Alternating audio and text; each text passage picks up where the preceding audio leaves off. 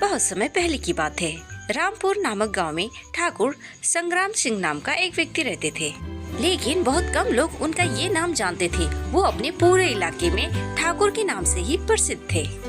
ठाकुर साहब बड़े ठाट बाट के आदमी थे। खाने पीने के बहुत शौकीन और जमीन काफी थी, पर उनकी आमदनी खाने पीने में ही उड़ जाती थी। उनकी हवेली एक अच्छा खासा चिड़ियाघर बना हुआ था। ठाकुर साहब को तरह तरह की चिड़िया पालने का बड़ा शौक था। इधर उधर पिंजरों में पंछी लटकते नजर आते, लेकिन उनमें से सबसे दर्शनीय एक उल्लू था जो ठाकुर साहब को बहुत प्रिय था। उसमें एक विशेषता थी। ठाकुर साहब ने उसे एक आदत का अभ्यास कराया था। उनके आदेश पर वह सोने की गिन्नी को निगल जाता था और उनके आदेश देने पर गिन्नी को मुंह से उगल भी देता था। वह एक बार में 5 गिन्नियां निगल जाता था। इसके बारे में ठाकुर ने किसी को नहीं बताया था। ठाकुर साहब की एक पुत्री थी मीना। उन्हें उसका विवाह अचानक तय करना पड़ा और बेटी का विवाह सिर पर और ठाकुर साहब ठन भोपाल। पैसा पास नहीं, समस्या विकट थी। बेटा मीना, कहाँ हो? इधर आओ बेटा। हाँ पिताजी, अभी आ रही हूँ।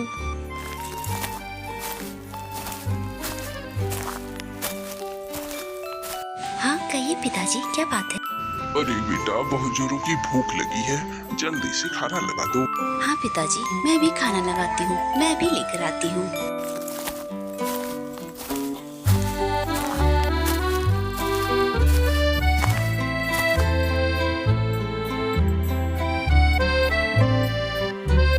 आज तो तुमने बड़े अच्छे पकवान बनाए। आप खाइए पिताजी, मैं अभी लाई। सेठ जी मजे से अपने बेटी के हाथों बने पकवान को अच्छे से खाते हैं।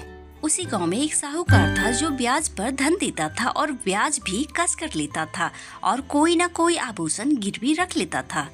सेठ जी, आपने ब्याज ज्यादा नहीं ले लिया? नहीं, मैं इतना ही लेता हूँ और 1 रुपया भी कम नहीं करूँगा। जाओ। गोपाल ठाकुर साहब को साहूकार के बारे में बताते हैं तो ठाकुर साहब वहाँ जाने का फैसला करते हैं और वो निकल जाते हैं। ठाकुर साहब उसी साहूकार के पास गए और बोले, राम राम सेठ जी, क्या हाल है? कैसे हैं? अचानक आप यहाँ आए, कैसे आना हुआ? यहाँ का रास्ता भला आप कैसे भूल गए इस बार? क्या मजबूरी आ गई आपकी? बताइए, किस कारण से आप यहाँ आए हैं? कोई खास बात? सेठ जी, क्या बताऊं, बेटी का शादी अचानक तय करना पड़ा और शादी सिर पर है।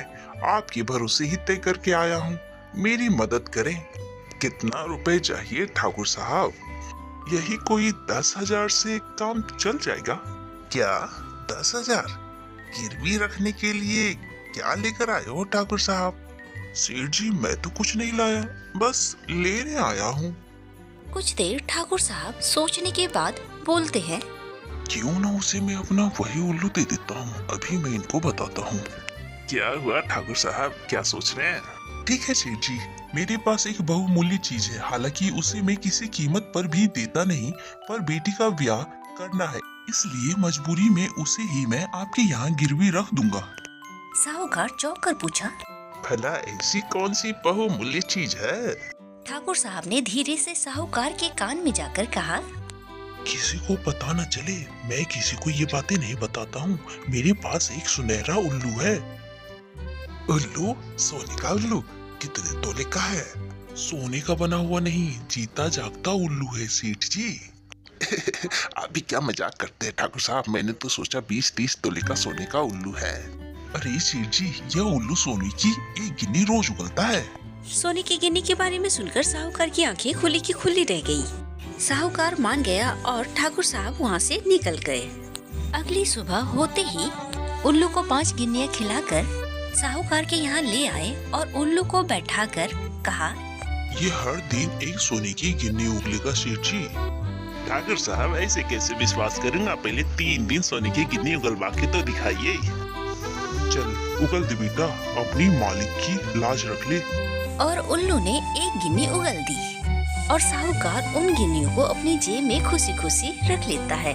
ठाकुर साहब वहाँ से चले जाते हैं और अगले दिन ठाकुर साहब साहूकार के सामने आते हैं और उनसे एक गिन्नी फिर उगलवाते हैं। और जब तीसरे दिन आते हैं तो साहूकार से कहा, अब आप उल्लू को आदेश दे। साहूकार उत्सुकता से बोला। उगल बेटा, एक सोने की गिन्नी। उल्लू ने एक सोने की गिन्नी उगल दी और साहूकार खुशी खुशी उसे रख लिया। साहूकार खुशी से फूले नहीं समाया और 10,000 सोने की गिन्नियां ठाकुर साहब को दे दिया।